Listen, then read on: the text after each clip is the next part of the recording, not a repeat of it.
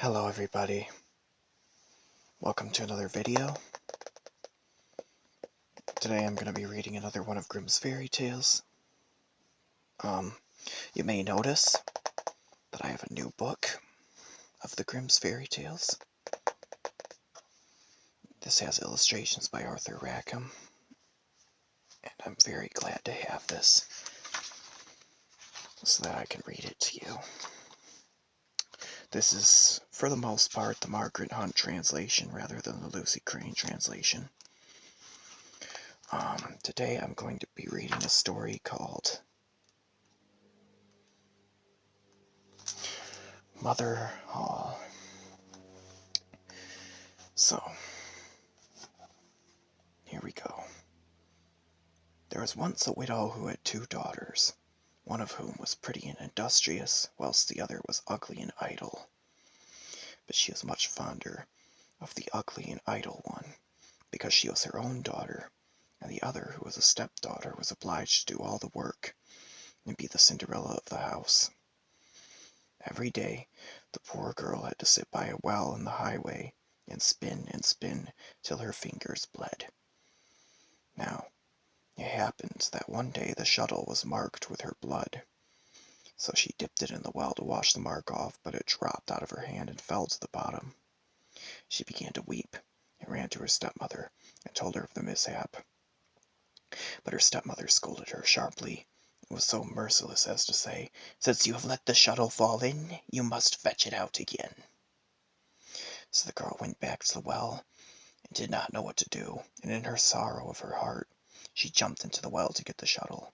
She lost her senses, and when she awoke and came to herself again, she was in a lovely meadow where the sun was shining, and many thousands of flowers were growing. Along this meadow she went, and at last came to a baker's oven full of bread, and the bread cried out, "Oh, take me out, or I shall burn. I have been baked a long time." So she went up to it and took out all the loaves one after another with the bread shovel. After that she went on till she came to a tree covered with apples, which called out to her, "Oh, shake me, we apples are all ripe." So she shook the tree till the apples fell like rain, and went on shaking till they were all down. And when she had gathered them into a heap, she went on her way. At last she came to a little house, out of which an old woman peeped. But she had such large teeth that the girl was frightened, and was about to run away. But the old woman called out to her, "What are you afraid of, dear child? Stay with me. If you do all the work in the house properly, you shall be the better for it. Only you must take care to make my bed well, and shake it thoroughly till the feathers fly, for then there is snow on the earth. I am Mother Holle." And, in the original German, the Grimm brothers actually leave a note here that says that in Germany, whenever it snows, they say that Mother Holle is making her bed. As the old woman spoke so kindly to her, the girl took courage and agreed to enter her service. She tended to everything to the satisfaction of her mistress, and always shook her head so vigorously that the feathers flew about like snowflakes. So she had a pleasant life with her, never an angry word, and she was given boiled or roast meat every day. She stayed some time with Mother Holle, and then she became mad. At first she did not know what was the matter with her, but found at length that it was homesickness. Although she was many thousand times better off here than at home, still she had a longing to be there. At last she said to the old woman, "I have a longing for home, and however well off I am down here, I cannot stay any longer. I must go up again to my own people." Mother Holle said, "I am pleased that you long for your home again, and as you have served me so truly, I myself will take you up again." Thereupon she took her by the hand and led her to a large door. The door was opened, and just as the maiden was standing beneath the doorway, a heavy shower of golden rain fell, and all the gold remained sticking to her, so that she was completely covered over with it. "You shall have that, because you've been so industrious," said Mother Holle, and at the same time she gave her back the shuttle which she had let fall into the well. Thereupon the door closed, and the maiden found herself up above upon the earth not far from her mother's house. And as she went into the yard, the cock was standing by the well side and cried, "Cock-a-doodle-doo! Your golden girl's come back to you." So she went into her mother, and as she arrived thus covered with gold, she was well received both by her and her sister. The girl told all that had happened to her, and as soon as the mother heard how she had come by so much wealth, she was very anxious to obtain the same good luck for the ugly and lazy daughter.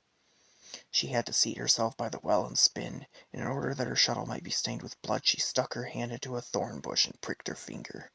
Then she threw her shuttle into the well and jumped in after it. She came, like the other, to the beautiful meadow, and walked along the very same path. When she got to the oven, the bread again cried, "Oh, take me out, or I shall burn. I have been baked a long time." But the lazy thing answered, "As if I had any wish to make myself dirty." And on she went. Soon she came to the apple tree, which cried, "Oh, shake me, my apples are all ripe." But she answered, "I like that, one of you might fall on my head," and so went on. When she came to Mother Holle's house she was not afraid, for she had already heard of her big teeth, and she hired herself to her immediately. The first day she forced herself to work diligently, and obeyed Mother Holle when she told her to do anything, for she was thinking of all the gold that she would give her. But on the second day she began to be lazy, and on the third day still more so, and then she would not get up in the morning at all. Neither did she make Mother Holle's bed as she ought, and did not shake it so as to make the feathers fly up. Mother Holle was soon tired of this, and gave her notice to leave. The lazy girl was willing enough to go, and thought that now the golden rain would come. Mother Holle led her also to the great door, but while she was standing beneath it, instead of the gold, a big kettle full of pitch was emptied over her. "That is the reward for your service," said Mother Holle, and shut the door. So the lazy girl went home, but she was quite covered with pitch, and the cock by the well side, as soon as he saw her, cried out, "Cock-a-doodle-doo! Your pitchy girl's come back to you."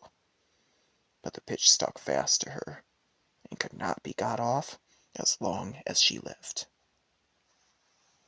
The end. A little bit of a shorter story there, but it's one that I really like. Part of the kind and unkind girls category of story.